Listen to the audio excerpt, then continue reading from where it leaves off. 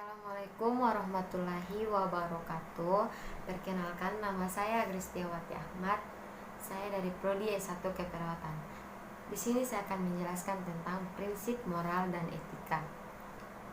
Menurut Kamus Besar Bahasa Indonesia, prinsip adalah asas kebenaran yang menjadi pokok dasar berpikir, bertindak, dan sebagainya. Sedangkan moral adalah ajaran tentang baik buruk yang diterima umum mengenai perbuatan, sikap, kewajiban, dan sebagainya.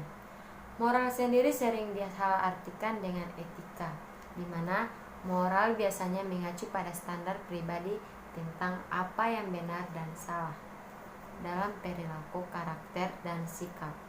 Dari pengertian yang ada, dapat disimpulkan bahwa prinsip moral adalah hal-hal yang mendasari cara berpikir dan bertindak seseorang ketika akan melakukan sebuah perbuatan. Dalam keperawatan, prinsip moral mengatur perawat dalam bertindak ketika berhadapan dengan klien dan melakukan asuhan keperawatan. Prinsip moral diterima secara luas dan umumnya didasarkan pada aspek kemanusiaan dari masyarakat. Pada umumnya, prinsip-prinsip moral ada 6, yaitu autonomi, beneficence, non-maleficence, justice, fidelity, dan veracity. Di sini saya akan menjelaskan tentang autonomi. Autonomi mengacu pada hak untuk membuat keputusan sendiri.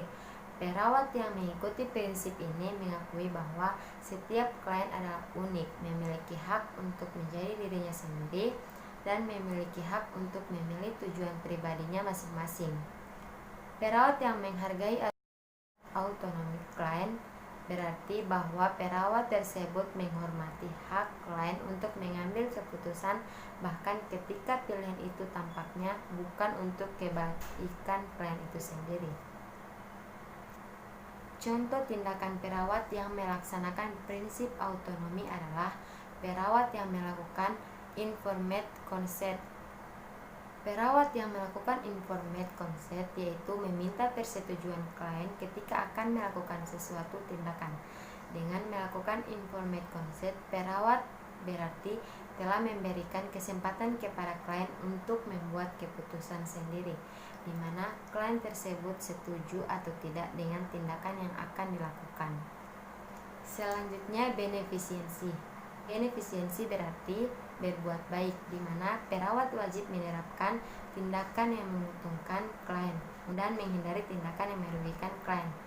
Kesepakatan mengenai prinsip beneficence adalah bahwa kepentingan terbaik pasien tetap lebih penting daripada kepentingan diri sendiri. Contohnya adalah ketika seorang perawat memutuskan apa yang terbaik untuk klien dan memaksa atau mendorong klien untuk memilih tindakan tersebut. Selanjutnya, non-maleficence. Non-maleficence adalah tindakan untuk tidak membahayakan atau tidak merugikan. Membahayakan dapat berarti dengan sengaja menyebabkan kerusakan, menempatkan seseorang dalam bahaya, ataupun secara tidak sengaja menyebabkan kerusakan.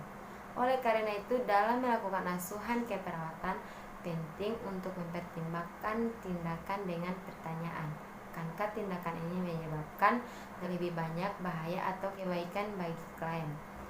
Contoh tindakan yang melaksanakan prinsip non-maleficence diantaranya mencegah kesalah pengobatan, menyadari resiko yang berpotensi akibat modalitas pengobatan, dan menghilangkan bahaya.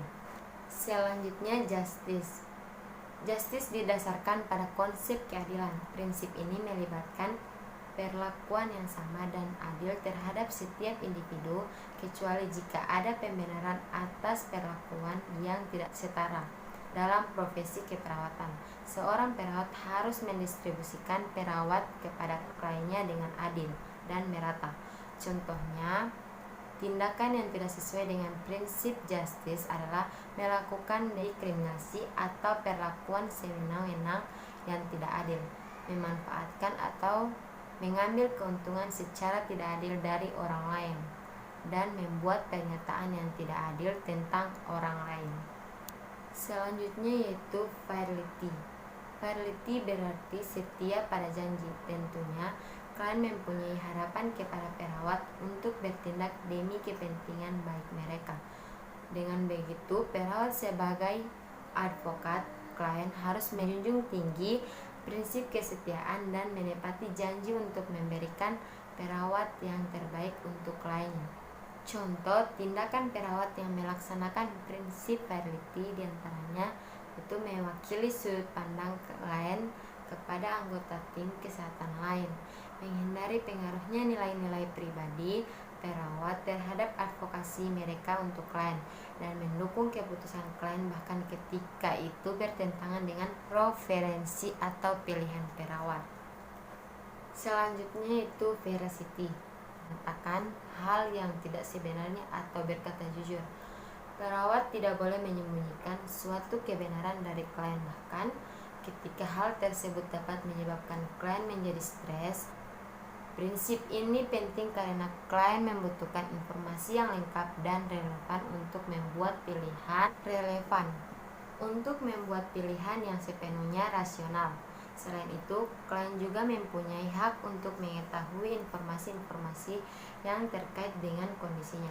Tindakan-tindakan yang bertentangan dengan prinsip veracity adalah berbohong, pertukaran informasi yang salah dan disengaja, ataupun terjadinya misinterpretasi oleh klien ketika menerima informasi. Prinsip-prinsip moral memang harus dijadikan landasan oleh perawat ketika akan melakukan tindakan, tetapi tidak menutup kemungkinan terjadinya kasus yang bertentangan dengan prinsip moral sehingga tidak memungkinkan perawat untuk tetap melaksanakan semua prinsip moral dengan baik dan lengkap. Jadi, menurut saya, prinsip-prinsip moral dalam keperawatan sangatlah penting, karena dengan menerapkan prinsip-prinsip moral, perawat menjadi lebih sistematis dalam menyelesaikan konflik moral. Prinsip-prinsip moral dapat digunakan sebagai pedoman dalam menganalisis dilema. Selain itu, prinsip-prinsip tersebut juga dapat berfungsi sebagai pembenaran untuk menyelesaikan masalah etika. Prinsip moral juga penting sekali untuk dilakukan agar perawat berperilaku sesuai dengan prinsip moral dalam melakukan asuhan keperawatan sehingga tidak menimbulkan kerugian bagi klien. Apabila ada kerugian yang ditimbulkan kepada klien dan klien merasa tidak puas, hal tersebut akan berdampak pada citra perawat dan profesi keperawatan. Oleh karena itu, pembelajaran mengenai prinsip-prinsip moral penting bagi perawat sebagai salah satu upaya untuk menjunjung profesionalisme dalam keperawatan. Selanjutnya, kita masuk pada etika keperawatan. 8 prinsip etika yang harus diketahui oleh seorang perawat, beserta contohnya. Sebelum berbicara masalah etika, tentunya kita harus tahu dulu mengenai etika itu sendiri. Secara spesifik, dalam hal ini adalah etika keperawatan. Etika secara etimologis berasal dari bahasa Yunani kuno yaitu etikos, yang mana artinya adalah suatu perkara yang timbul dari suatu kebiasaan. Perkara tersebut mencakup analisis dan penerapan konsep dari berbagai hal penilaian seperti benar, salah, baik, buruk, tanggung jawab, dan tanggung gugat. Ketika etika tersebut dikaitkan dengan keperawatan, di mana dalam hal ini keperawatan merupakan sebuah profesi, maka muncul yang namanya etikos profesi atau profesional etis. Secara umum, etika profesi ini adalah suatu sikap etis yang harus dimiliki oleh seseorang profesional sebagai bagian integral dan sikap hidup dalam mengemban tugas keprofesionalnya dengan menerapkan norma-norma etis umum pada bidang sesuai profesionalitasnya dalam kehidupan bermasyarakat. Sehingga berdasarkan definisi di atas, maka yang dimaksud dengan etika keperawatan adalah suatu sikap etis yang harus dimiliki oleh seorang perawat sebagai bagian integral dari sikap hidup dalam mengemban tugasnya sebagai seorang perawat dengan menerapkan norma-norma etis keperawatan. Baik, selanjutnya kita masuk pada 8 prinsip etika dalam keperawatan. 8 prinsip etika dalam keperawatan tersebut yaitu yang pertama, autonomi. Autonomi itu seperti kemandirian. Yang kedua, benefisiensi. Benefisiensi itu seperti berbuat baik. Yang ketiga yaitu justice. Justice itu adalah keadilan. Yang keempat yaitu non malefisiensi, seperti tidak merugikan. Yang kelima yaitu veracity, contohnya seperti kejujuran. Yang keenam, fidelity, seperti menepati janji. Yang ketujuh, confidentiality, seperti kerahasiaan. Yang kedelapan, accountability, seperti akuntabilitas. Nah, contoh daripada etika keperawatan sama halnya dengan contoh dari prinsip moral itu sendiri. Akan tetapi, confidentiality dan accountability tidak termasuk dalam prinsip moral. Di sini saya akan menjelaskan tentang apa itu confidentiality dan apa itu accountability. Confidentiality adalah kerahasiaan informasi tentang klien, harus dijaga privasi klien. Dokumentasi tentang keadaan kesehatan klien hanya bisa dibaca guna keperluan pengobatan, upaya peningkatan kesehatan dan klien, atau atas permintaan pengadilan. Diskusi tentang klien di luar area pelayanan harus dihindari.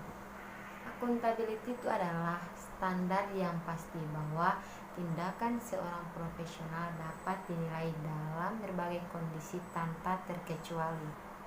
Nah, itulah ke-8 prinsip dalam etika keperawatan yang harus diketahui, dipahami, dan diterapkan oleh seorang perawat dalam kehidupan profesi dan kehidupan bermasyarakat. Tentunya akan banyak halangan dan rintangan yang akan dihadapi dalam menerapkan 8 prinsip etika tersebut. Itulah penjelasan tentang prinsip moral dan etika. Mohon maaf jika banyak kesalahan atau kekurangan dalam penjelasan materi yang saya sampaikan. Assalamualaikum warahmatullahi wabarakatuh.